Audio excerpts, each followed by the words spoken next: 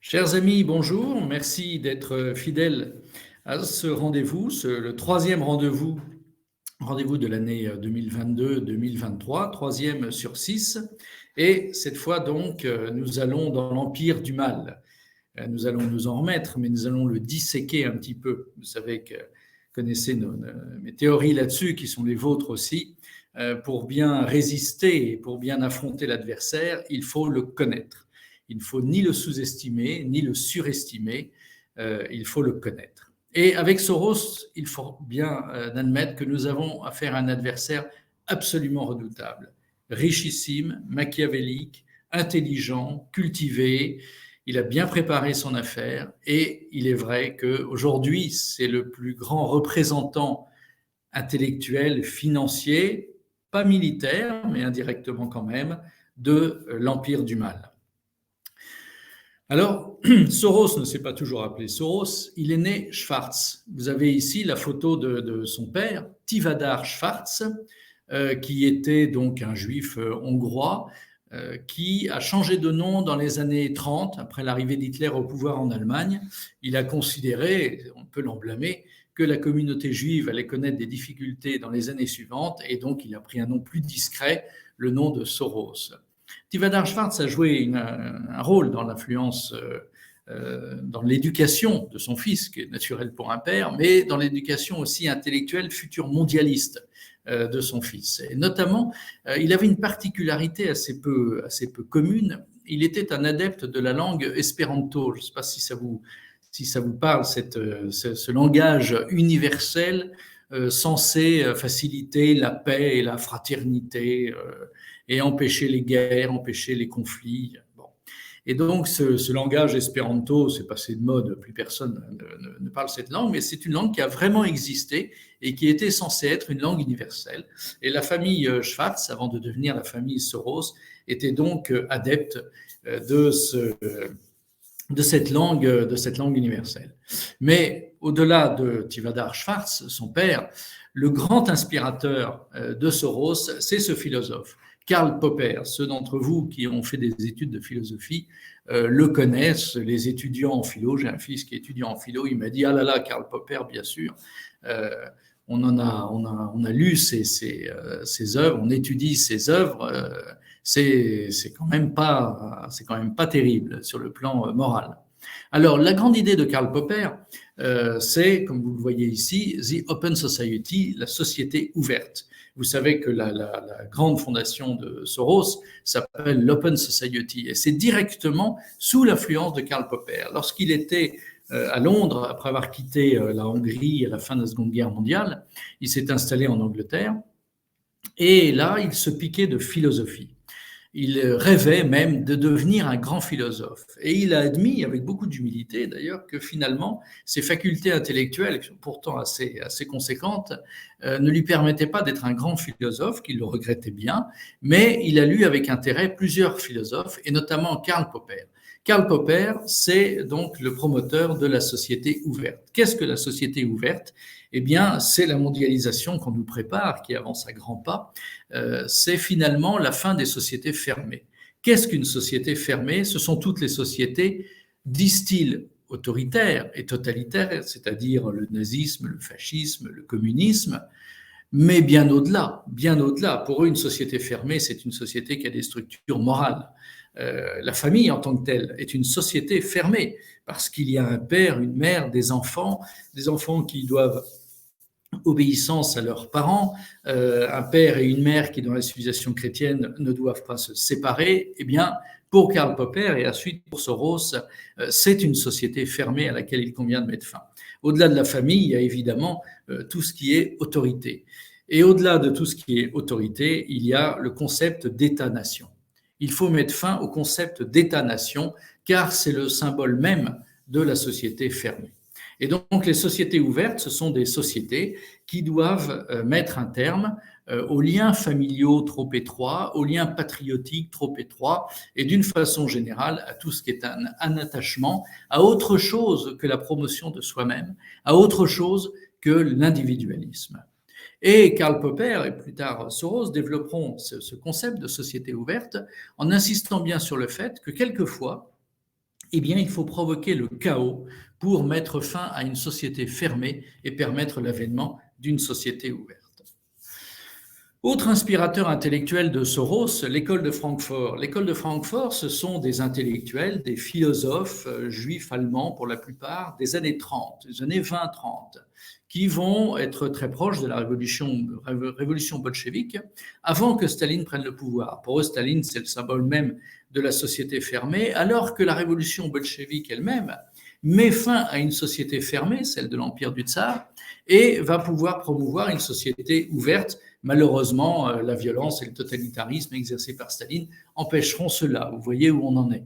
Et donc, tous ces bolcheviks pas trop totalitaires en quelque sorte, mais très libertaires pour beaucoup, vont développer cette école de Francfort et plieront bagage dans les années 30, là aussi, après la prise de pouvoir d'Hitler, et s'installeront aux États-Unis, où ils pourront développer leur concept d'école de Francfort, c'est-à-dire là aussi de société libertaire, de société ouverte, où l'individu doit s'épanouir par lui-même, pour lui-même, en dehors de tout concept qui le dépasse. Et vous voyez à gauche de la photo, je vous ai mis un exemplaire de la revue Esprit, la revue des Jésuites, qui rendait en quelque sorte hommage. On est dans la grande période gauchiste des Jésuites, les années 70, où ils font un numéro spécial sur cette école de Francfort. Autre inspirateur de notre ami Soros, Gregory Bateson, vers une écologie de l'esprit, pour ceux qui auront envie d'approfondir tous ces intellectuels. Lui aussi, c'est un libertaire. Il faut absolument, là encore, que l'individu s'épanouisse et que son envie de liberté et d'hédonisme ne soit pas bridée par quelque structure qu'elle soit religieuse, familiale, patriotique. Et à la fin, pour les plus anciens d'entre nous qui avons connu mai 68, même si j'étais jeune, mais je me rappelle fort bien qu'au moment de ces événements de mai 68, où j'avais 10-12 ans, 10-11 ans, eh bien, on parlait d'Herbert Marcuse. Et je voyais certains professeurs lire Herbert Marcuse, mon père lire Herbert Marcuse, L'homme unidimensionnel, parce que là aussi, c'était le grand inspirateur des intellectuels gauchistes qui après créeront tous ces mouvements d'extrême gauche que l'on connaîtra, les mouvements trotskistes, maoïstes. L'homme unidimensionnel, là aussi, l'homme doit dépasser toutes les structures qui l'oppressent et donc il faut faire table rase du passé. Si possible, éviter la violence, mais s'il faut l'employer, on l'emploie. Herbert Marcuse est donc aussi un des inspirateurs de tout ce qui fera l'univers intellectuel de Soros.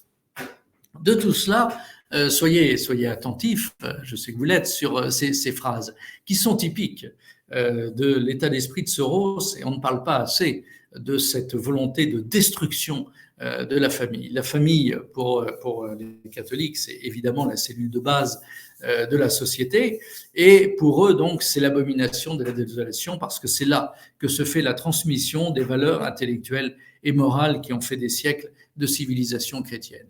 Et donc, amis, voisins, mari, femme deviendront, si ce n'est interchangeables, facilement remplaçables. On y est parfaitement. Parents et enfants resteront théoriquement unis, mais les liens qui les unissent deviendront toujours plus larges. Surtout, couper cette relation entre parents et enfants. Et après les événements de mai 68, vous savez que ça s'est parfaitement réalisé. Et tout ce qu'on connaît aujourd'hui avec la cancel culture, le wokisme, dont on a parlé dans la première conférence, vont dans ce sens-là. Et alors, troisième phrase que j'ai relevée, mais il y en a des dizaines, ça c'est dans un des livres de Soros. Le contact personnel déclinera aussi à mesure que les moyens de communication deviendront plus efficaces et réduiront la nécessité de la présence physique. On se croirait en plein confinement. D'ailleurs, ces conférences ont commencé en plein confinement lorsque Deya a eu la bonne idée de me proposer de faire ces conférences pour garder un lien pendant cette abominable tyrannie sanitaire. Mais on est tout à fait là. Il a écrit ça en 1990. Réduiront la nécessité de la présence physique. Et donc, je ne veux pas être versé dans le complotisme exagéré, mais tout de même, entre les idées de Soros développées il y a plus de 20 ans et ce qui nous est arrivé avec le confinement Et encore aujourd'hui, le nombre de réunions professionnelles, de signatures chez le notaire, je suis adjoint à l'urbanisme dans la commune où j'habite, et donc j'ai régulièrement des signatures chez le notaire, je n'en ai plus une avec la partie d'en face présente physiquement. Tout se fait en visioconférence. C'est abominablement inhumain. C'est abominable. Eh bien, c'est ce monde auquel aspirent les gens comme Soros parce que tout ce qui réduit le contact physique, le contact personnel, eh bien, empêche finalement la convivialité, la vie sociale, et on en est réduit finalement à la vie purement individuelle, et c'est ça l'objectif. L'individu doit primer au-delà des structures. Alors Soros lui-même, quelle fut sa vie avant d'aborder ces structures actuelles? Eh bien donc, il est allé en Angleterre, donc il n'est pas si américanisé qu'on le dit quelquefois. Sa vie, c'est l'Angleterre. Il s'est très lié avec la famille Rothschild, il a été dans la finance, il n'a pas, sur le moment, connu une réussite immédiate, fulgurante, c'est très rare ce genre de choses. Donc, dans les années 50, 60, il est un peu tâcheron des marchés, des banques financières. Tâcheron, non, il a commencé un peu tâcheron. Ensuite, ça a un peu développé, ça a un peu progressé. Et puis, petit à petit, avec notamment les appuis qu'il a su, parce qu'il a un entre-genre remarquable, il a un très bon sens du contact, et donc au sein de la communauté financière juive londonienne, il a su se créer des appuis importants, et il crée son premier fonds en 1973, le fonds Soros, et en 1979, il le rebaptisera le Quantum Fund. Et qui va investir dans ces fonds? Eh bien, il va nouer des contacts avec tout le monde financier anglais. Il faut bien voir que avant d'être américanisé, et nous verrons que sur ce plan-là, c'est plus compliqué qu'il n'y paraît. Eh bien, avant tout, Soros, d'origine, est un des représentants de la finance juive anglaise. Je vous l'ai dit, il a de contacts avec la famille Rothschild très étroits, et tout cela va l'aider à développer son fonds qui, petit à petit, va connaître un grand succès. Parce que Soros a dans l'idée de devenir un philanthrope, non pas désintéressé, mais de ses idées, de la promotion du mondialisme, de la destruction des sociétés traditionnelles pour promouvoir un monde finalement sans frontières, sans structure, sans famille, sans patrie, avec comme horizon eh bien l'individu au-dessus de tout. Et donc, pour ça, il faut de l'argent, beaucoup d'argent. Il va beaucoup travailler, il a un sens des affaires très remarquable. Et petit à petit, il va réussir des coups financiers qui vont lui permettre d'amasser une grande fortune. On va y revenir.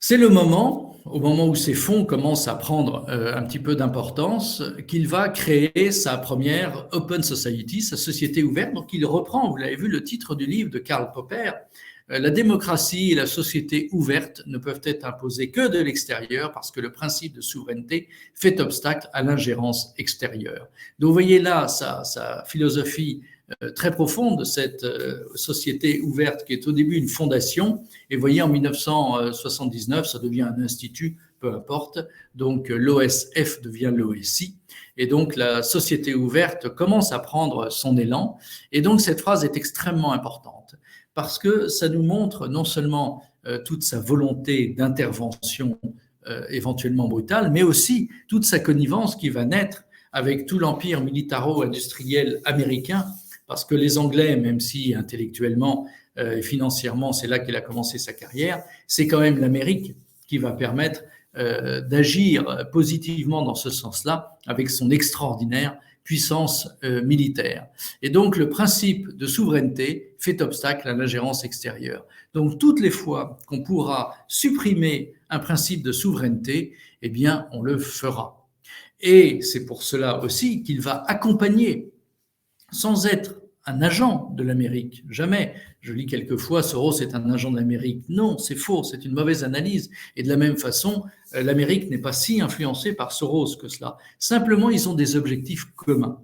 Et donc, ils cheminent ensemble. C'est ça le schéma qu'il faut bien avoir en tête. Pour avoir passé des heures et des heures à éplucher tout ce qui a été écrit sur Soros et tout ce qu'il a écrit, le cheminement, c'est vraiment celui-là. Accompagner l'empire américain dans son hégémonie, parce que ça correspond parfaitement à ce que pense Soros. Soros apporte bien souvent les financements, l'argent sous couvert de travail philanthropique, et l'Amérique apporte la guerre, la puissance militaire, et donc l'ingérence qui va permettre de supprimer le principe de souveraineté. C'est pour ça les Balkans, par exemple, auxquels Soros s'est énormément intéressé, vont être un exemple formidable de cette destruction par exemple de la Yougoslavie pour permettre la destruction de la souveraineté serbe sur la Yougoslavie et faire des petits États qui soient le moins possible des États-nations. Le Kosovo en est une caricature. Et donc cette stratégie du chaos permet de détruire le principe de souveraineté et après s'habiller de démocratie et de société ouverte. Et vous voyez bien la phrase. La société ouverte et la démocratie ne peuvent être imposées, c'est-à-dire qu'il faut les imposer. Il faut donc finalement, comme le communisme, qui lui est une société fermée, c'est très clair dans l'esprit de Soros, mais il faut imposer cela, finalement, faire le bonheur de l'homme malgré lui. Alors l'Open Society, donc, la société ouverte, démarre. Mais aujourd'hui, quelle est-elle ? Ces chiffres sont incontestables, ils sont sur le site même, sauf les 32 milliards de dollars de réserve, mais sinon ils sont sur le site même de la société ouverte. Vous allez sur Google et puis vous regardez. Alors ça a l'air clair au début, plus on s'enfonce, moins c'est clair, mais vous voyez par exemple qu'on sait qu'elle est présente dans 120 pays, elle forme et elle finance 20 000 boursiers par an. Ça fait du monde parce que ces 20 000 boursiers sont soigneusement choisis. Ce sont des gens généralement qui sont censés faire partie de la future élite. 3 200 associations à travers le monde subventionnées. Et voyez en dessous, 15 599 subventions citées en ligne. Alors avant de regarder ligne par ligne les 15 599, c'est considérable. 32 milliards de réserves, ce chiffre est quelquefois contesté, certains disent 18 milliards, non, c'est de toute façon beaucoup plus que 18 milliards. 18 milliards, c'est le don qu'a rajouté Soros à l'Open Society il y a quelques années. Aujourd'hui, certains estiment que c'est 32 milliards, d'autres disent c'est 27, 28, à la limite, peu importe, certains parlent de 35, aucune importance. On est dans les 30 milliards. Vous imaginez ce que ça représente, 30 milliards. Avec ça, vous organisez beaucoup de manifestations, beaucoup de coups d'État, beaucoup de révolutions à Maïdan ou ailleurs pour faire changer les choses, supprimer le vieux monde et le remplacer par la société ouverte.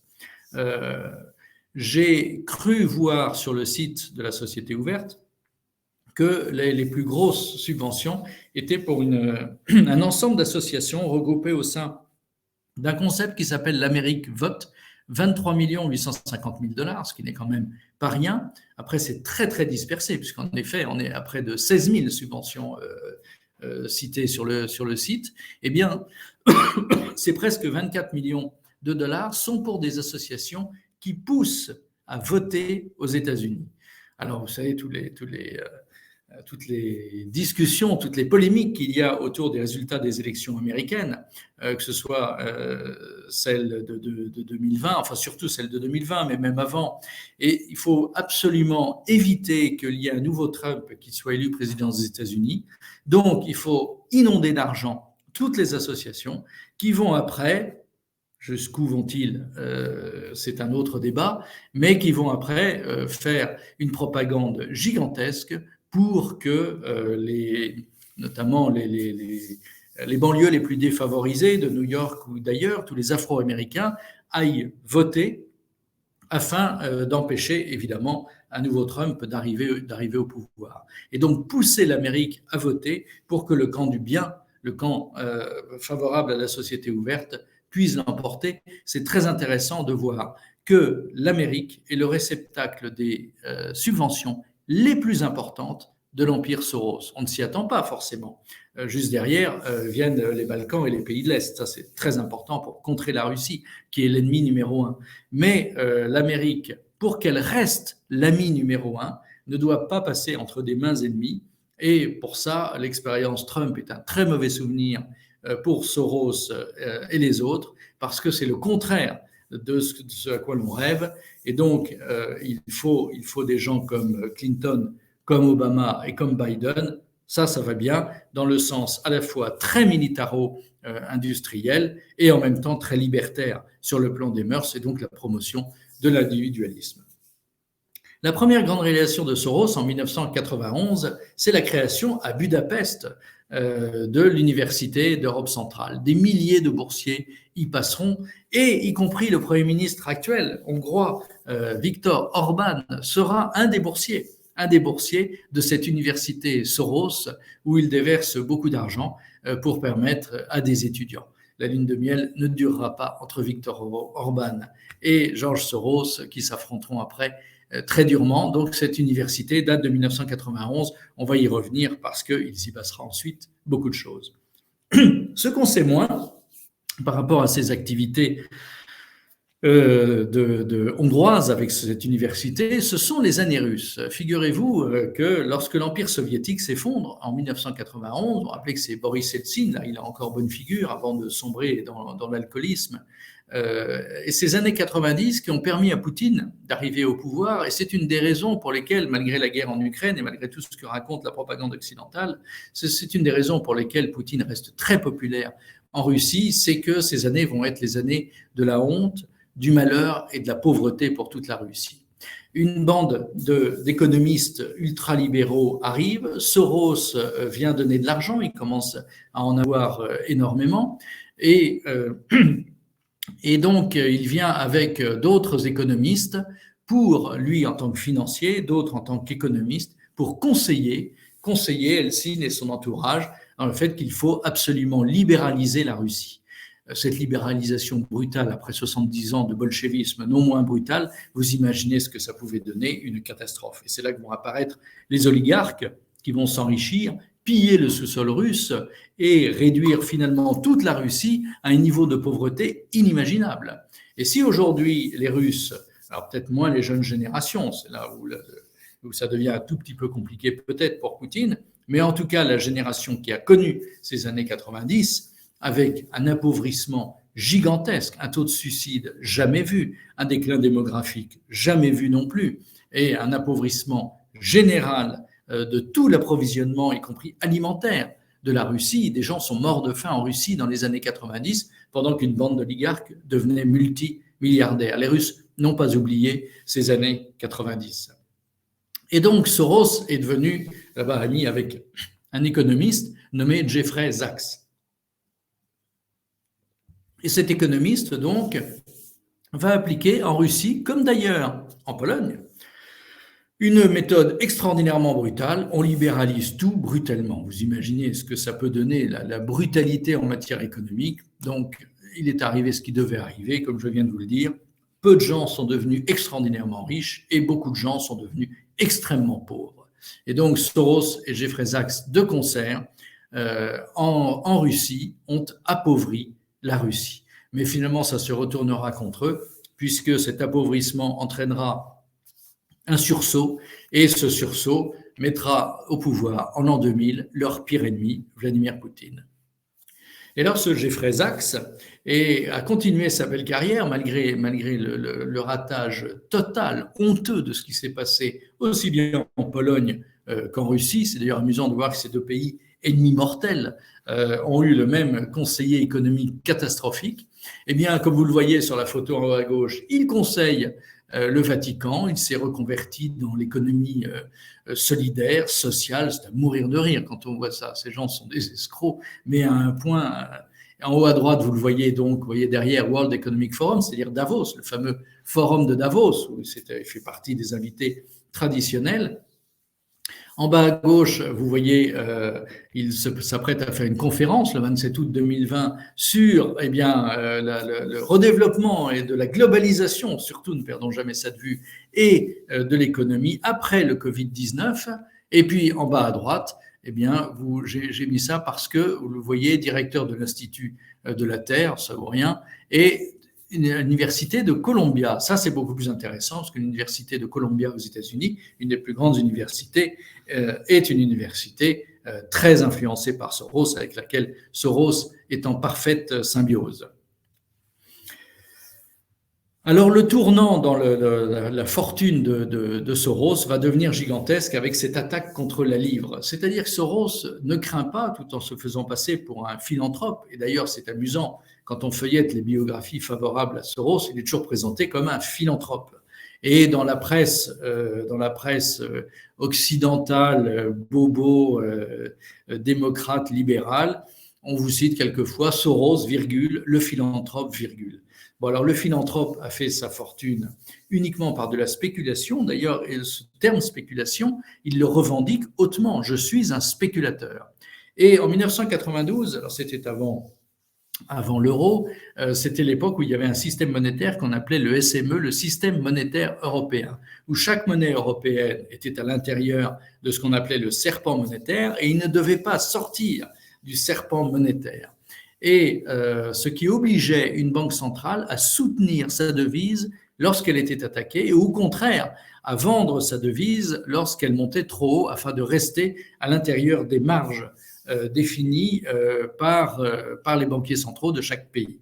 C'est un système un peu dingue, mais bon, ça a permis en tout cas à des spéculateurs de faire fortune. Et donc, un beau jour, Soros, pas tout seul, allié avec toutes les grandes banques américaines, il a noué des contacts avec l'Amérique, même si ses fonds ne sont pas en Amérique, ils sont plutôt dans les Caraïbes, dans les paradis fiscaux des Caraïbes, eh bien, il a décidé, avec ses banques américaines, donc vous imaginez la puissance financière que ça pouvait représenter, d'attaquer la livre, c'est-à-dire on vend de la livre qu'on n'a pas, ça s'appelle des ventes à découvert, on vend de la livre qu'on n'a pas, et en échange, il achetait du Deutschmark.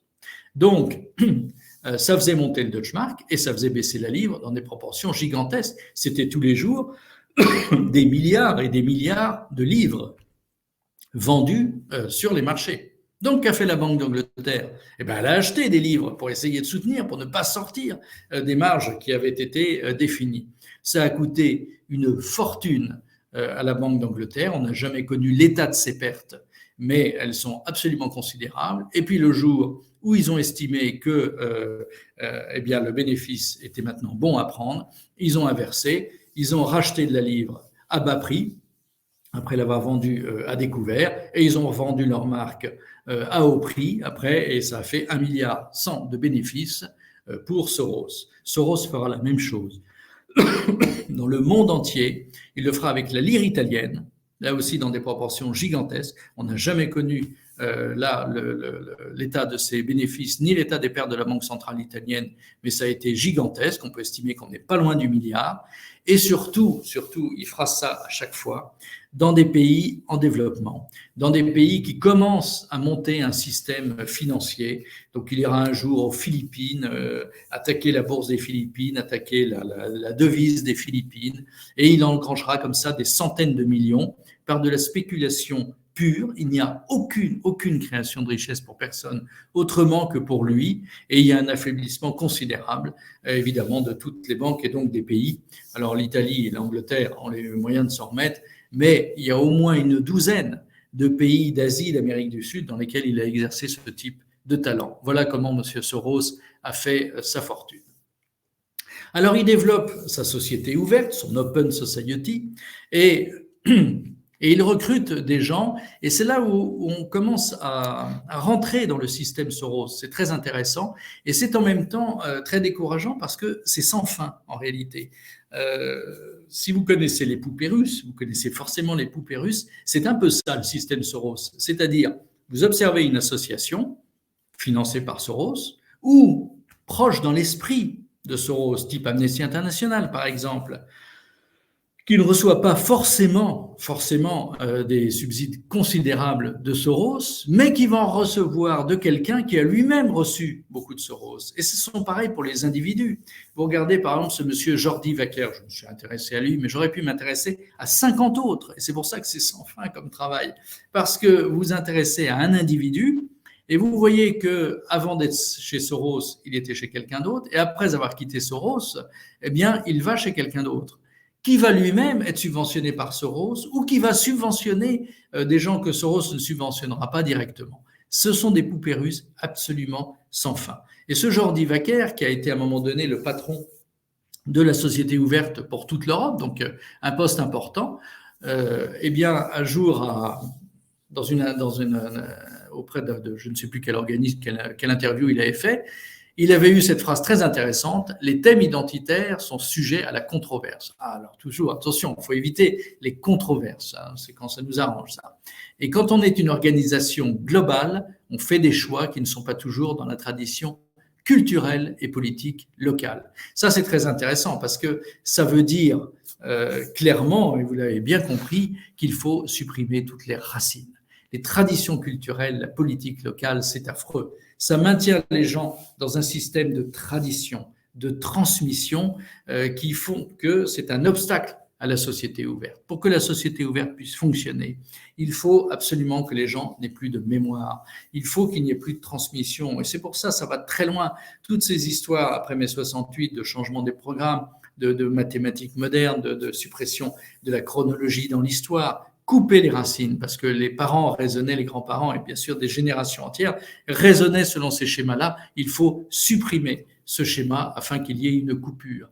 Et donc les traditions culturelles, eh bien c'est également un obstacle. Et c'est très intéressant de voir par exemple l'histoire de tauromachie. Vous avez évidemment suivi toutes ces attaques contre la tauromachie. Je ne connais rien à la tauromachie, je ne suis pas du tout un ami de la tauromachie, ce n'est pas ma région, ce n'est pas ma culture, mais pour principe, je soutiens maintenant la tauromachie parce que ça fait partie d'une tradition culturelle qu'il faut détruire, parce que cette tradition culturelle est finalement contraire à la société ouverte. Il y a des gens qui ont leur code à eux, qui se retrouvent par dizaines de milliers à assister à un spectacle que eux seuls peuvent comprendre et qui en soi, pour moi, n'a rien d'immoral en tant que tel, surtout quand on écoute des amateurs vous raconter ça en disant mais non, c'est la beauté du combat, même si je ne comprends pas bien ces choses-là, je sais que ça fait partie de traditions culturelles et de politiques locales et que les gens ont le droit de les conserver. Eh bien, l'offensive contre la tauromachie, mais je prends cet exemple-là parce qu'il est récent et spectaculaire, mais il y en a mille autres, hein, vous le pensez bien, d'une certaine façon, lorsque on a voulu supprimer le lundi de la Pentecôte, ça correspondait aussi à ça. Lundi de la Pentecôte, on va faire une journée de solidarité pour les personnes âgées. Je ne vois pas ce que les personnes âgées ont à voir avec le lundi de la Pentecôte, mais on a réussi à nous faire gober ça. Et donc, des entreprises comme la mienne prennent bien soin à ce que le lundi de la Pentecôte continue à être un jour férié. Et on se rappelle bien, lorsque ce lundi de la Pentecôte avait été supprimé, de très nombreuses associations, de très nombreuses communes dans toute la France avaient protesté en disant « mais non, mais c'est là qu'on fait les uns notre pèlerinage, les autres notre grande réunion folklorique, culturelle, locale ». Eh bien non. Et donc, rien n'est innocent. Rien n'est innocent. Et donc, il faut vraiment toujours penser à ça. Une tradition locale doit toujours être défendue, même si on ne la comprend pas toujours. Et alors, ce brave Jordi Wacker, on le retrouve maintenant, donc c'est intéressant de suivre son parcours. Il est directeur général d'une association qui s'appelle Métropolis. Qu'est-ce que Métropolis? Une plateforme mondiale, bien sûr, d'échange entre les très grandes villes. Donc Métropolis regroupe, je ne sais plus, 130, c'est marqué, 130 grandes métropoles à travers le monde, et dont Paris, évidemment, et puis toutes les grandes capitales, enfin presque toutes. Et là-dedans, quand vous voyez l'objet de Métropolis, alors il y a des objets très vagues, promouvoir ceci, les circulations douces, le bien-être, le vivre ensemble, enfin toute une série d'âneries vagues et creuses, mais tout à coup, au milieu, introduit l'intégration du genre dans le débat international sur les aspects métropolitains. Le genre, c'est très bien parce que c'est vraiment une valeur libertaire universelle qui va à l'encontre de tout ce que ces gens-là détestent. La patrie, la famille, l'attachement à des valeurs collectives. Il faut vraiment supprimer tout ce qui est valeurs collectives, tout ce qui est finalement intérêt général que saint Thomas d'Aquin avait si bien défini pour rentrer dans l'hédonisme, le plaisir individuel, seul compte l'épanouissement de l'individu. Alors, en enquêtant sur Soros, on tombe sur cette photo-là. Vous la retrouverez facilement sur Internet. Ça prend un peu de temps. Et puis finalement, il y a cette photo qui apparaît. Vous voyez Soros à gauche et en face, Erdogan. C'est incroyable. Et au fond, ma belle Angers, on va y revenir. Et donc, Que se sont-ils dit? Pourquoi Soros et Erdogan se sont rencontrés? Alors, je n'ai pas réussi à retrouver la date de cette photo, mais je pense qu'on est dans les années 90, vu les physionomies des personnages. Et les années 90, Erdogan n'est pas encore Premier ministre, mais par contre, il est maire d'Istanbul. Il est important, il est le dirigeant du grand parti islamiste turc. Ça pourrait gêner Soros, vous me direz, l'islamisme, c'est quand même contraire aux valeurs de la société ouverte. Oui, mais non. Non, parce qu'en réalité, l'idée, c'est quoi? L'idée, c'est de faire entrer la Turquie dans l'Europe.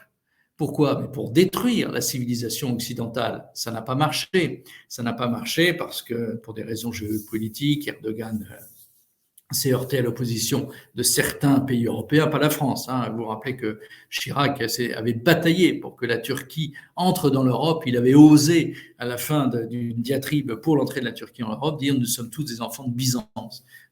C'est une plaisanterie. Les Turcs ont détruit Byzance. Donc je ne sais pas si c'est par provocation ou par inculture, tout est possible avec Chirac. Quoi qu'il en soit, Erdogan, lui, pensait à ce moment-là entrer dans l'Europe. Ça lui paraissait nécessaire, d'où les rencontres avec Soros pour essayer de préparer cela. Et donc, ça ne marchera pas, mais Soros remplacera ça par les afflux de migrants dans lesquels il a joué un rôle absolument majeur. Quelles sont les conséquences aujourd'hui de ces très bonnes relations entre Soros et Erdogan inattendues? Eh bien, vous voyez là, monsieur Robert Spano, qui est le magistrat suprême de la Cour européenne des droits de l'homme, Cour européenne des droits de l'homme, largement infiltrée par les ONG, directement celles de Soros ou d'autres d'ailleurs.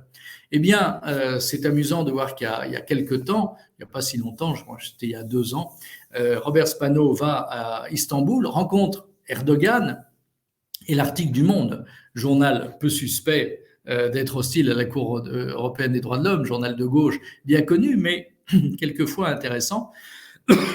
Et donc l'article du Monde dit la rencontre de M. Spano avec Erdogan entre flagornerie et esquive, c'est-à-dire que jamais il a, au cours de cet entretien, demandé des comptes à Erdogan sur les milliers et les milliers de prisonniers politiques qui actuellement pourrissent dans les geôles turques.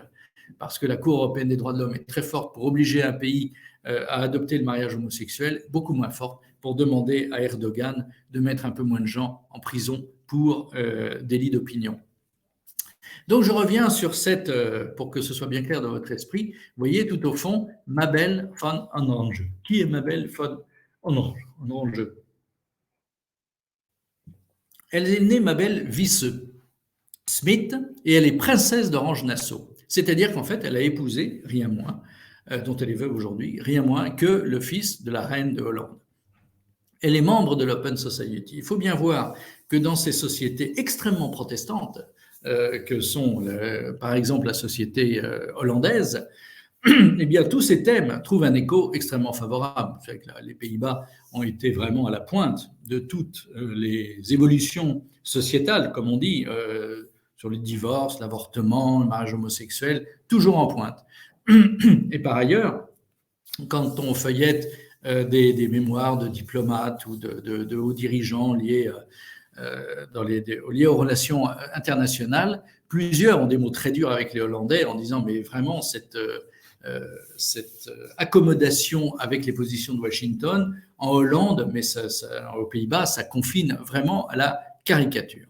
Et donc, la belle-fille de la reine de Hollande, membre de l'Open Society, quand on suit son parcours, on s'aperçoit qu'elle a été à l'origine de la fondation d'une association, The Elders, les anciens, qui donc sont censés en Afrique du Sud, d'où la présence de Saint Nelson Mandela, le grand saint laïque du monde moderne, celui qui a été canonisé par le monde moderne avant même sa mort, eh bien, il faut aider donc les anciens en Afrique du Sud. C'est d'ailleurs historiquement en Afrique du Sud que Soros a créé sa première association.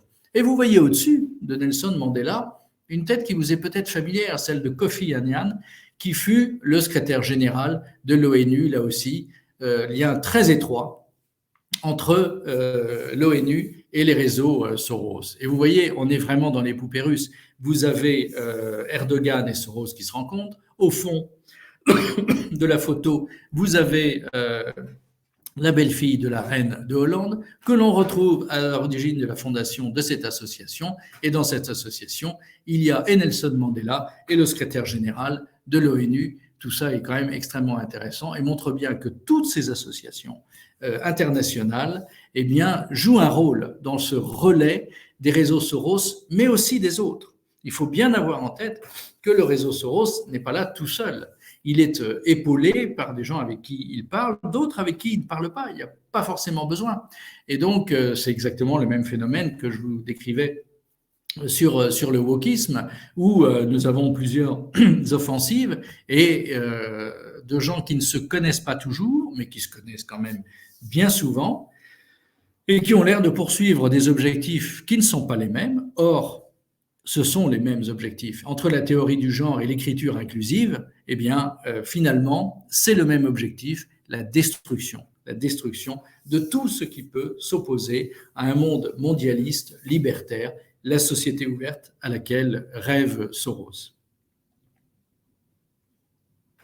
Alors, il ne faut pas croire que Soros soit un agent américain. Ça, je vous l'ai bien dit, c'est vraiment un schéma qu'il ne faut pas avoir en tête. Ce serait une erreur de considérer Soros comme cela.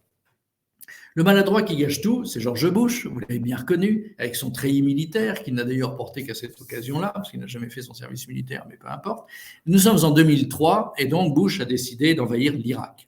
Il n'a pas de mandat de l'ONU, aucune importance. L'OTAN, dont on parlera la prochaine fois, est là pour suppléer. Et pourquoi c'est le maladroit qui gâche tout? Mais parce qu'il le fait avec une brutalité stupide, avec des arguments stupides auxquels personne ne croit, et personne ne pense une seconde que Saddam Hussein a des armes de destruction massive. D'ailleurs, la France, dernier acte d'autonomie de la diplomatie française, avec le très beau discours de Dominique de Villepin, eh bien, s'était opposé à cette invasion absurde qui a détruit l'Irak, qui a détruit les chrétiens d'Irak, qui a mis le désordre dans tout le Proche-Orient. Eh bien, cette façon de faire a exaspéré Soros, qui s'est opposé à ça et qui a dit vraiment, c'est pas possible de faire les choses comme ça, il faut les faire beaucoup plus en douceur. Maïdan, ça c'est un chef-d'œuvre. Ça c'est un chef-d'œuvre. Maïdan, c'est le coup d'État dont je vous ai parlé l'année dernière, lors de la conférence « Pourquoi Poutine a-t-il envahi l'Ukraine ?»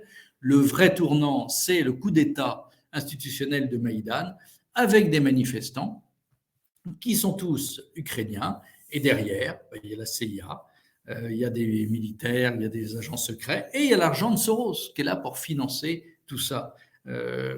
Financer Maïdan pour Soros, finalement, c'est assez facile. Et donc, ces drapeaux ukrainiens mélangés avec ces drapeaux européens, on continue l'offensive contre l'ennemi numéro 1, la Russie, parce qu'elle est dirigée par Vladimir Poutine, lui-même ennemi numéro 1. Et ça, c'est du bon travail, parce que encore aujourd'hui, autant la brutalité de l'agression américaine contre l'Irak, vous trouvez quand même assez peu de gens, y compris dans les milieux les plus atlantistes et les plus libéraux, assez peu de gens pour dire « ouais, c'était une super bonne idée ». Par contre, Maïdan, ça passe très bien. C'était vraiment nécessaire pour sauver la démocratie. En fait, ça a consisté à renverser un président démocratiquement élu. Et donc, ce brave président Porochenko, qui est élu à la suite du coup d'État de Maïdan de façon donc parfaitement illégale, qui est élu président de la République d'Ukraine, eh bien, va remercier Soros en le décorant. Merci, monsieur Soros. C'est du très bon travail et il faut reconnaître que c'est un coup de maître de Soros et ça prépare la guerre que nous vivons aujourd'hui, qui est une guerre civilisationnelle absolument essentielle pour toutes les parties. Autre chef-d'œuvre de Soros, l'immigration. Vous vous rappelez cette phrase de la délicieuse Angela Merkel? Wir schaffen das, ce qui veut dire nous y arrivons. Nous y arrivons à quoi faire? À accueillir des millions de migrants. Parce qu'on est en 2015, parce que la guerre en Syrie tourne à la confusion des islamistes grâce à l'intervention russe. Encore ce méchant Poutine qui s'est mêlé de ce qu'il ne regardait pas en empêchant les islamistes de prendre le pouvoir en Syrie. Et donc, à la suite de ça, avec la complicité d'Erdogan, notez-le en passant, eh bien, on ouvre les frontières et des millions de migrants s'engouffrent, traversent les Balkans. Et que faire? Eh bien, nous y arriverons, nous allons les accueillir. Évidemment, l'Allemagne est en destruction démographique, il n'y a plus que des vieux, il n'y a plus de jeunes, eh bien on va prendre ces jeunes qui vont travailler. Ah oui, on va prendre aussi les islamistes et on va prendre surtout des millions de musulmans qui vont transformer l'Occident. Et Soros, lui, à ce moment-là, dans les mois qui suivent, dans une interview au Wall Street Journal en septembre 2016, dit je vais donner 500 millions de dollars. À quoi serviront-ils? Eh bien, à tous les migrants qui voudront s'installer, créer une entreprise. Il a pour ça des relais considérables et toutes ces associations en Europe occidentale vont servir à cela, aider ces migrants à s'organiser, à vivre chez nous, à s'installer et finalement à transformer notre société. Alors, je vous avais dit que notre ami Viktor Orban avait commencé comme boursier chez Soros. Et effectivement, les premières années, Orban s'entend très bien. Vous le voyez là à gauche, souriant avec Soros parce que il y avait eu un accident minier important en Hongrie. Il y avait eu des dizaines de morts, des centaines de blessés, des tas de familles sans abri. Et Soros est venu et a donné de l'argent. Alors évidemment, la Hongrie n'étant pas très riche, Orban l'a accueilli à bras ouverts. Mais petit à petit, Orban, qui était un vieux militant anticommuniste, va devenir de plus en plus nationaliste et donc de plus en plus opposé à l'Open Society voulu par Soros. Et cette université, dont nous avons vu tout à l'heure la création en 1991, s'est considérablement développée. Donc il y a un dirigeant, Michel Ignatieff, qui dirige cette université de Budapest, qui a des milliers d'élèves, qui est très réputé dans le monde entier. Vous voyez, rien que sur son poste de recteur de cette université de Budapest, il est reçu par Obama lui-même. C'est le fleuron de Soros. Et puis Soros va dire à Orban, maintenant ça suffit, vos slogans me déplaisent. Et dans son élection de 2017, là on est en 2017, Orban va jouer un jeu très risqué, mais qui va être gagnant. Il va axer sa campagne sur l'opposition à Soros. Vous voyez le Stop Soros. Et il y a de multiples affiches comme ça dans toute la Hongrie pour dire maintenant ça suffit. Soros se réjouirait trop de ma défaite. Ne laissez pas entrer les amis de Soros au gouvernement, ne laissez pas prendre le contrôle de la Hongrie. Et Orban a largement gagné ces élections de 2017. Et en 2022, malgré toute la propagande occidentale qui disait cette élection va être terriblement serrée, eh bien, Orban a largement gagné cette élection de 2022. Et donc, dans la foulée, il va mettre à la porte l'université de Soros d'une façon très simple, très délicate. Il ne va pas la faire à la bouche. Il va la faire plutôt sous la forme du coup d'État de Maïdan. C'est-à-dire qu'il va exiger que toute association, université, fondation présentes en Hongrie doivent avoir une origine hongroise. Et lorsque le siège est à l'étranger, comme c'était le cas, le siège était aux États-Unis, il y avait toute une série de contraintes administratives, financières, très complexes. Bref, la guérilla commençait. Donc, grande manifestation pour essayer de sauver cette université qui finalement perdra la partie et devra quitter Budapest pour s'installer à Vienne. Et à Vienne, eh bien, vous avez, contrairement à ce qu'on a souvent dit, Kurz, le jeune Kurz, l'ancien Premier ministre autrichien qui a dû démissionner pour un scandale peu reluisant depuis, eh bien, Kurz était un des jeunes poulains de Soros. Vous voyez à gauche Soros et à droite Alexander Soros, un des fils de Soros, issu d'un de ses 3 mariages. J'ai pas perdu mon temps à examiner lequel des 3 mariages. Vous conviendrez avec moi que ça n'a pas d'intérêt. Et donc, Kurz accueille à Vienne, et bien aujourd'hui, donc l'université de Budapest a son siège à Vienne.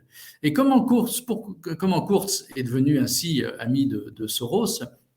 Voir que Kurz joue un rôle très important à une autre association très liée avec Soros, l'European Council of Foreign Relations, c'est-à-dire toujours des titres très ronflants qui veulent rien dire. Donc, le Conseil européen des relations extérieures ou des affaires étrangères, comme on voudra.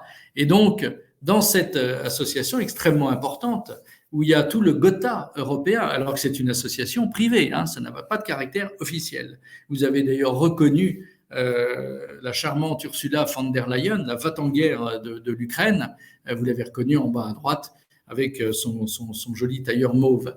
Et donc, tous ces gens influe sur la politique européenne extérieure de tous les États.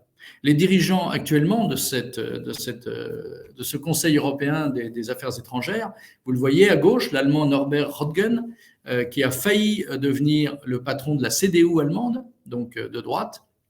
Carl Bildt, l'ancien Premier ministre suédois, plutôt de gauche, et Lieke Friis, une Danoise, qui est, elle, plutôt de gauche aussi, mais un peu à droite ces derniers temps. Et donc, c'est ça qui est bien intéressant à noter dans les profils des gens qui sont les soutiens de Soros et qui sont des agents d'influence de tous les réseaux Soros, c'est le fait, peu importe qu'ils soient de droite ou de gauche, c'est pas le sujet. Ce qui compte, c'est qu'ils soient atlantistes, c'est qu'ils soient pro-américains. Et là, vous avez 3 atlantistes absolument acharnés. C'est ça qui compte, parce que l'Amérique doit être le bras militaire de Soros, comme Soros est le bras financier de l'hégémonie américaine. Et quand vous regardez le détail des débats organisés par ce Conseil européen, vous voyez en haut à gauche, est-ce que nous devons bannir les touristes russes de l'espace Schengen? Bonne question, la poser, c'est déjà y répondre. En haut à droite, comment l'Europe doit supporter l'Ukraine, doit soutenir l'Ukraine? On ne se pose même pas la question de savoir faut-il, comment elle doit. La réponse, là aussi, est contenue dans la question. La Biélorussie, très inquiétant, la Biélorussie. On a tenté une révolution il y a 2 ans, ça n'a pas marché. Tout ne marche pas toujours, malgré l'argent que Soros a déversé sur la Biélorussie pour l'empêcher de continuer à être en quelque sorte le vassal de Poutine, même si les choses sont un petit peu plus compliquées. Mais en tout cas, un allié indéfectible. Et puis en bas à droite, la COP26, évidemment, comment l'Europe doit transformer les mots en action. Il faut absolument faire quelque chose pour le climat, contre le dérèglement climatique. À chaque fois que j'entends le mot dérèglement climatique, je pense à ce qu'avait dit un climatologue hors GIEC et hors tout ça, qui avait dit pour qu'il y ait un dérèglement climatique, il faudrait déjà qu'il y ait un règlement climatique. J'avais trouvé ça très bon. Et alors, ce qui est intéressant, c'est un débat récemment organisé en 2022, mars 2022, toujours par cette European Council, etc. Une nouvelle ère pour l'Europe. Est-ce que les Européens doivent faire confiance à la France à propos de la Russie? C'est quand même extrêmement intéressant, c'est-à-dire que, comme s'ils pouvaient ne pas avoir confiance en Emmanuel Macron. Mais ce qui est quand même intéressant, c'est que Macron a essayé de discuter avec Poutine. Il faisait état des coups de fil à plusieurs reprises. Il a été à Moscou, le rencontrer, discuter. Même si c'était essentiellement pour la galerie, parce que tout le monde savait très bien ce que voulait Poutine. Ça faisait depuis le discours de Munich de 2007 qu'il disait ce qu'il voulait. C'était quand même pas compliqué à savoir. La démilitarisation de l'Ukraine, sa non-entrée dans l'OTAN et une discussion au plus haut niveau avec l'Amérique pour refaire une architecture de sécurité européenne. C'était très clair. Il a répété la même chose pendant 15 ans, avant d'envahir l'Ukraine. Donc on savait très bien. Bon, peu importe, Macron a voulu faire ça pour dire je sers à quelque chose, je vais essayer d'empêcher la guerre. Et donc, ça a considérablement déplu au réseau Soros. Mais qu'est-ce que c'est que ça? On discute avec Poutine, mais même pas ça. Même pas ça. Donc, la menace, vous voyez, la menace sous-jacente à cette conférence, est-ce que les Européens peuvent encore faire confiance à la France à propos de la Russie? Ne serait-elle pas suspecte de connivence? Et autre conférence organisée par le CFR, vous voyez, Tara Varma, et puis Elie Tenenbaum de l'IFRI, l'Institut français des relations internationales, tout à fait subventionné par le réseau Soros, évidemment, Isabelle Dufour, Eurocrise, financée par Soros. Ils sont drôles, ils font des débats, ils pensent tous strictement et rigoureusement la même chose, pas une feuille de papier à cigarette, pour reprendre l'expression consacrée. Et donc, quelle est la stratégie de la France? Je vous rassure, à cette conférence très récente du 29 novembre 2022, ça a été, avec des nuances de vocabulaire délicieuses, l'alignement, évidemment, sur Washington. Et alors, ce qui est amusant, c'est qu'en 2011, un Wikileaks de plus, c'est-à-dire cette association qui recueille des mails piratés à travers le monde entier. Vous savez qu'il y a les affaires Julian Assange, Edward Snowden, mais il y en a eu bien d'autres également, les Panama Papers, les Pandora Papers, qui a d'ailleurs montré la corruption très très grande de Zelensky, le héros des temps modernes. Eh bien, les mails de l'Open Society se sont fait pirater, très distrayant. Il y a des jours où les hackers sont extrêmement sympathiques. Eh bien, vous voyez, je vous ai dit que Soros avait toujours accordé beaucoup d'importance aux Balkans, et notamment l'Albanie. On a du mal à y croire, hein, mais l'Albanie fait partie de ces pays que Soros voulait attirer dans le camp occidental. Et ça a très bien marché, puisque l'Albanie a fini par adhérer à l'OTAN. Et donc, il y a eu ce mail qui a été rendu public. Hein. Cher Hillary, donc la proximité avec Hillary Clinton, l'Albanie est en proie à une situation sérieuse qui requiert une attention urgente des niveaux les plus élevés du gouvernement américain. Le message a été bien reçu et aujourd'hui, l'Albanie est vraiment devenue un satellite américain. D'ailleurs, l'étroitesse des relations entre les Clinton et les Soros, des milliers de photos le démontrent. À gauche, vous avez Alexander Soros, déjà nommé, avec Hillary Clinton. À droite, vous avez, sur la photo de droite, vous avez donc Alexander Soros, toujours le même. À gauche, la jeune femme, c'est la fille d'Hillary Clinton et le mari entre les deux. Les Clinton, c'est exactement ce qui convient à Soros. Pourquoi ?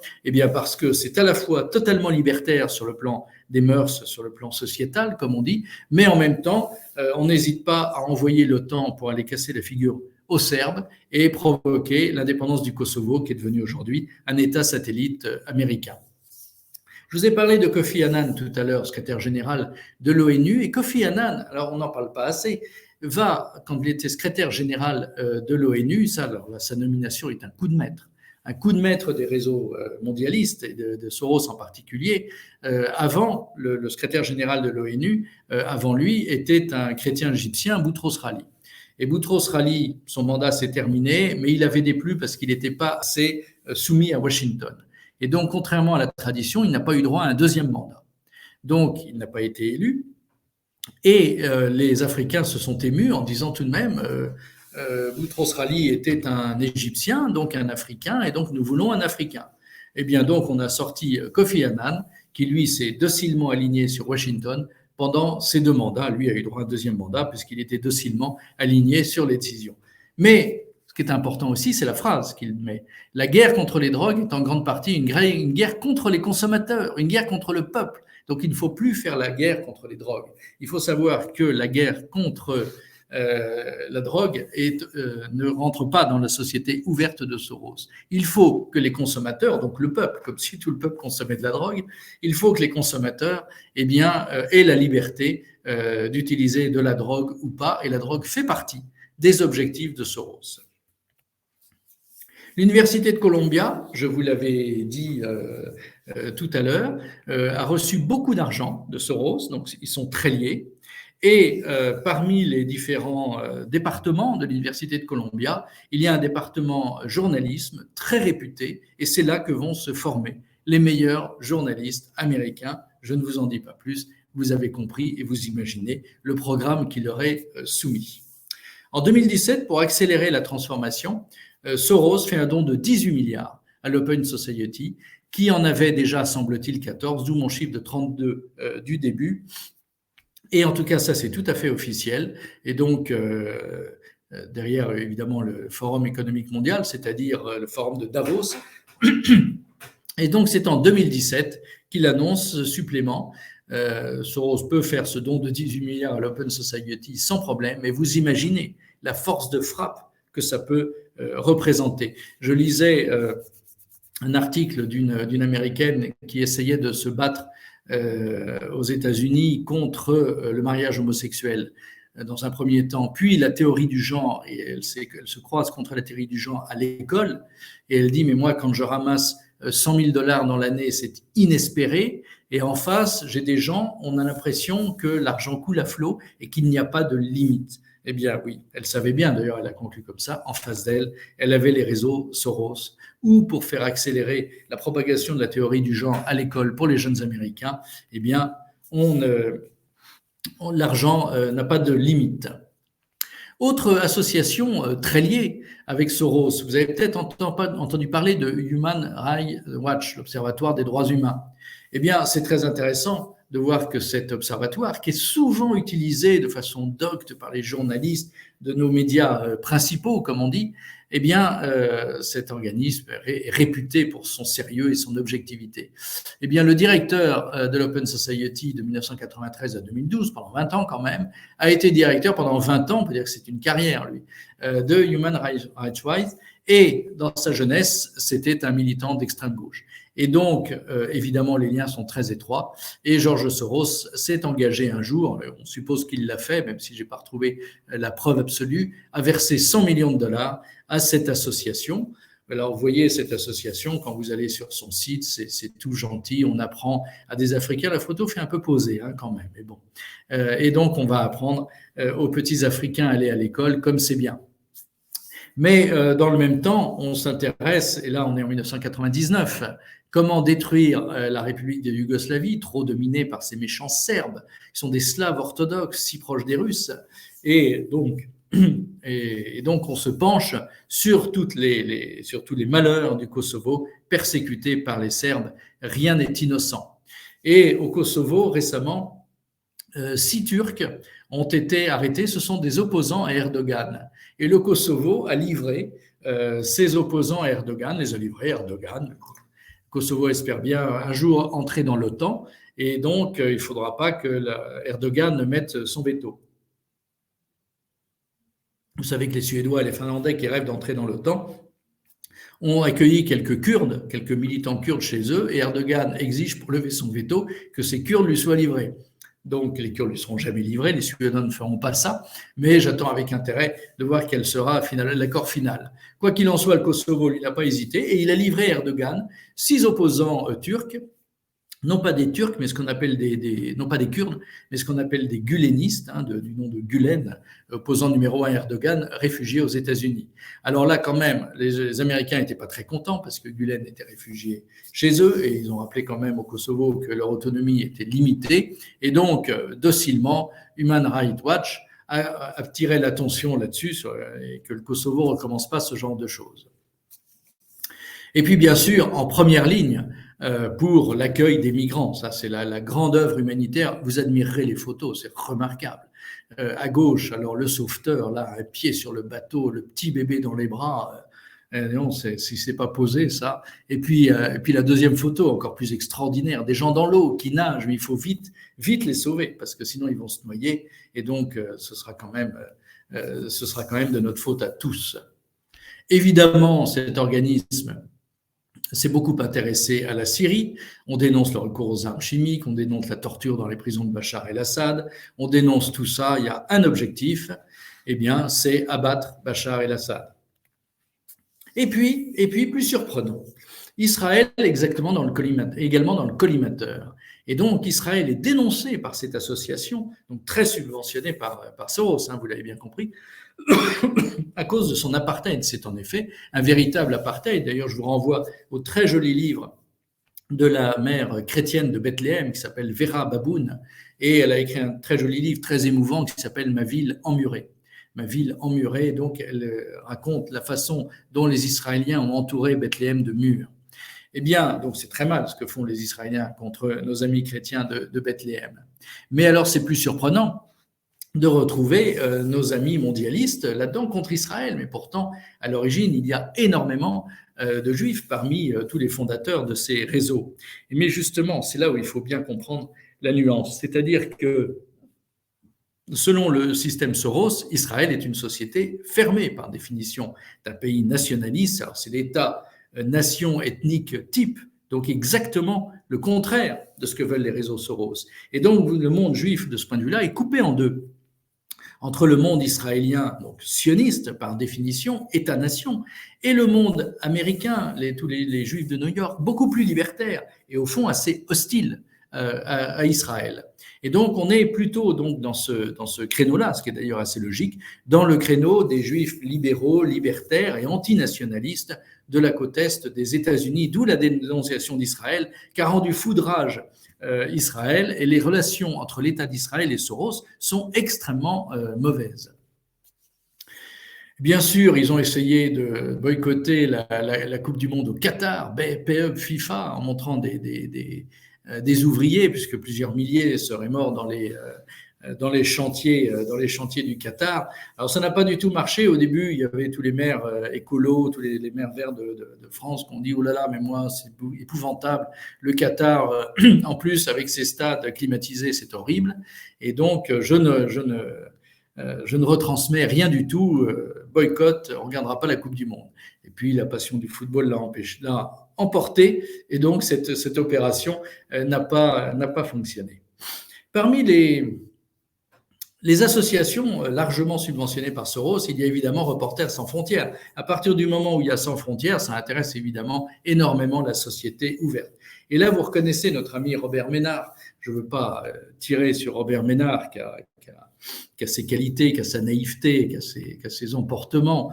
Puis j'ai entendu son épouse tenir des propos dans un discours remarquable sur l'avortement. Mais il faut quand même reconnaître que tant qu'il s'est agi de conquérir Béziers et ensuite de lutter contre l'islamisation de la ville et de la rénover, on ne pouvait qu'être d'accord. Et je pense que d'ailleurs la société ouverte de Soros n'avait rien contre en tant que telle. Je pense que ça les indifférait surtout. Par contre, alors du jour où Zemmour est entré en scène, alors là il est sorti du bois, il l'a accablé, et puis surtout la guerre en Ukraine. Alors là, Robert Ménard, vous l'entendez, mais il est plus ukrainien que Macron, il est plus ukrainien que les Ukrainiens. C'est incroyable quand on l'entend sur la guerre Ukraine-Russie, ce qu'il peut dire contre la Russie et pour l'Ukraine. Et en l'écoutant, je me disais, au fond, quand même, c'est un retour aux sources. Sans frontières, c'est sans frontières, et le mondialisme, c'est le mondialisme. Autre association très amie de Soros, toujours les poupées russes, donc le mouvement national pour la démocratie. Alors c'est très lié avec la CIA, mais très lié avec Soros aussi.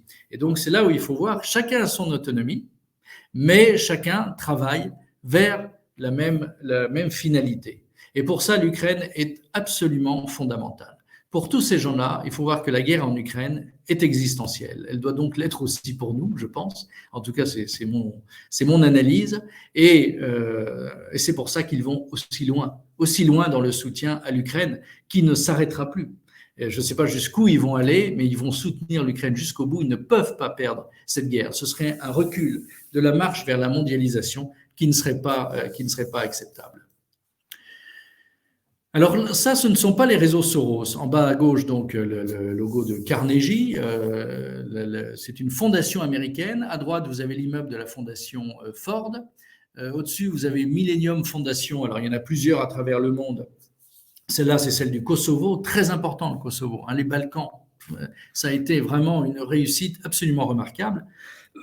Et toutes ces fondations, il faut savoir qu'elles poursuivent les mêmes objectifs que Soros et qu'elles sont à peu près aussi riches qu'elle, voire plus riches. Et donc, c'est pas pour vous décourager, chers amis, mais la tâche va être rude parce qu'en face de nous, nous avons des gens d'une richesse absolument incroyable. La fondation Carnegie, la fondation Ford, qui donc ont été fondées par des magnats multimilliardaires au début du siècle dernier ou dans les années 20-30, un petit peu après, eh bien, au début, c'était vraiment de la philanthropie. Et puis, petit à petit, c'est devenu la promotion de l'homosexualité, des LGBT, des théories du genre, de tout ça. Et évidemment, partout, le développement de la paix et de la démocratie. Et donc, qui sont les ennemis de la paix et de la démocratie? Les pays illibéraux, en tête desquels Poutine, numéro 1, et numéro 2, la Chine, et puis après tous les autres, Orban et tout pays autoritaire, quel qu'il soit. Dans la foulée, la Cour européenne des droits de l'homme a été infiltrée. Vous savez qu'on en a beaucoup parlé. Alors, c'est très facile à infiltrer la Cour européenne des droits de l'homme parce que vous avez 47 juges qui représentent 47 pays. Chaque pays propose 3 noms et ils sont acceptés ou refusés par la Cour européenne des droits de l'homme. Quand les 3 noms ne conviennent pas, les 3 sont refusés jusqu'à qu'il y en ait au moins un qui convienne.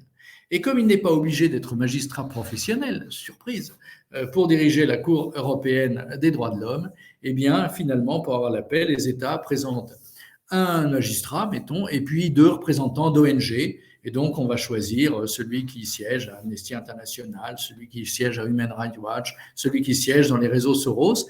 Et donc, dans cette docte assemblée de 47, vous avez un bon tiers qui, sans être membre des réseaux Soros, est en tout cas membre de réseaux similaires à ceux de Soros. Et aujourd'hui, la Cour européenne des droits de l'homme, son à peu près unique jurisprudence consiste à obliger les pays à valider le mariage homosexuel, la PMA, l'adoption d'enfants par les couples homosexuels, etc. C'est vraiment l'offensive sur le genre. Il ne tient qu'à nous de refuser ça. Quand Giscard avait été condamné par la Cour européenne des droits de l'homme, ça remonte à loin, dans les années 70, parce qu'il avait fait une timide tentative de restriction de l'immigration, mais il ne tenait qu'à lui de dire « je me fiche de l'avis de la Cour européenne des droits de l'homme, on va modifier la loi, modifier la Constitution s'il le faut, et retirer notre signature, et puis on deviendra patron chez eux ». Il s'est couché, on se couche, et la Cour européenne des droits de l'homme, aujourd'hui, décide, comme d'ailleurs le Conseil d'État et la Conseil constitutionnel. Tout ça est aujourd'hui totalement dans la même lignée. Alors, on s'approche de la fin, j'ai un petit peu dépassé, mais vous reconnaîtrez qu'on pourrait y passer encore 2 heures. J'ai été bien vite parce que c'est le jeu de ces visioconférences de ne pas durer beaucoup plus d'1 heure. Mais dans ce système de poupée russe, vous sentez bien qu'on pouvait aller beaucoup, beaucoup plus loin encore dans l'analyse. Ce qui est intéressant dans une des récentes déclarations de Soros, c'est la façon dont il définit, vous le voyez sur la phrase à gauche, battre Poutine dès que possible. Poutine est vraiment l'ennemi numéro 1 à abattre. Et ce, depuis 23 ans. C'est assez fascinant à regarder. Et donc, l'idée américaine, soutenue par Soros, par tous les réseaux, c'est évidemment très simple, c'est affaiblir la Russie au maximum, détruire son armée pour pouvoir après s'occuper de la Chine, autre pays à société fermée, et pour permettre à nouveau à l'Amérique d'avoir une hégémonie mondiale qui ne soit plus discutée. Et tout le jeu de Poutine en face, c'est évidemment de se rapprocher de pays comme la Chine et l'Inde pour essayer d'opposer à ce monde hégémonique américain, eh bien d'opposer un monde qui devienne donc multipolaire et non plus simplement unipolaire comme il l'est depuis la chute de l'Union soviétique. D'où évidemment, fort logiquement, autre adversaire de Soros, la Chine, et vous remarquerez que depuis quelques années, alors qu'au début ce n'était pas le cas, quand la Chine montait en puissance, on l'a fait rentrer à l'Organisation mondiale du commerce, la relation était bonne, et à partir du moment où elle a commencé, alors qu'elle était tout aussi dictatoriale que maintenant, elle a commencé à menacer l'Amérique dans son hégémonie, alors là, il devenait plus sympathique du tout, et donc les Chinois, ce sont des monstres, ils tuent les Ouïghours, c'est à cause d'eux qu'on a le Covid, remarquez, c'est peut-être vrai, et c'est même sans doute vrai, et par ailleurs, on ne peut plus leur faire confiance, et on découvre que finalement Xi est un horrible dictateur. Tout ça pourquoi ? Parce que c'est un adversaire de l'hégémonie américaine. Il y a des tas de dictateurs dans le monde qui ne dérangent en aucun cas l'Amérique, qui fut quand même très liée avec l'Arabie saoudite et le Qatar pendant fort longtemps. Mais là aussi, à cause de la guerre en Ukraine, ça me rend un peu dans le manche. Et donc, le combat de nos vies, George Soros, à propos de la Russie et à propos de la Chine. Et vous voyez, malgré ses 92 ans, eh bien, il fait encore une conférence à Davos en 2022. C'est quand même très remarquable, cette longévité. Alors, un ami récemment me disait, mais quel âge a Soros ? Il a 92 ans. Je voyais son visage s'éclairer. Je lui dis, mais non, ça ne changera rien. L'argent est là et il y a des gens extrêmement brillants pour s'en occuper. Donc, l'offensive continuera, quelle que soit la longévité de Soros. Ça n'est pas le sujet. Et puis, évidemment, l'Inde. Pourquoi l'Inde ? Eh bien, parce que d'abord, elle s'est rapprochée de la Russie, et puis parce qu'il y a un nationaliste hindou. Alors, on ne va pas se passionner pour M. Modi, nationaliste hindou, mais sur le plan géopolitique, on va se passionner pour ça, parce que ça devient maintenant un ennemi. Et vous voyez d'ailleurs comme les médias sont d'une docilité extraordinaire. The Economist, intolérante indienne. Tout à coup, l'Inde est un pays intolérant, comme si ça avait été une grande démocratie parlementaire depuis 50 ans. C'est une blague. L'Inde a toujours été intolérante. Ce régime n'a jamais été véritablement démocratique. Mais là aussi, c'est quand même, il est en train de devenir le pays le plus peuplé du monde. Il a un avenir économique assez intéressant. Et donc, son rapprochement à la Russie le condamne à être un ennemi. Et donc, une grande campagne anti-Inde commence. Et vous voyez dans les journaux de géopolitique, dans les journaux économiques proches de toutes ces idées-là, eh bien, vous voyez beaucoup de campagnes contre, bien sûr, la Russie, numéro un. Si on peut tuer Poutine demain, d'ailleurs, ils l'ont dit, si on pouvait tuer Poutine. La Russie, la Chine, mais aussi l'Inde, et puis derrière, tous ceux qui s'éloigneront de l'Amérique. Et ce qui est quand même amusant pour une société ouverte qui dit que, le complexe militaro-industriel, c'est pas censé être leur truc. En fait, c'est tout à fait leur truc. Et vous voyez à droite John McCain, le sénateur américain qui était tellement va-t-en-guerre, tellement belliciste, il a soutenu toutes les guerres du début à la fin. Et d'ailleurs, c'est assez amusant de voir que, bien qu'il fût membre du même parti que Trump, ils se haïssaient tous les deux. On va vraiment regretter Trump, même la vulgarité du personnage m'a jamais passionné, mais sur le plan géopolitique, ça, on était quand même beaucoup mieux avec Trump qu'avec Biden.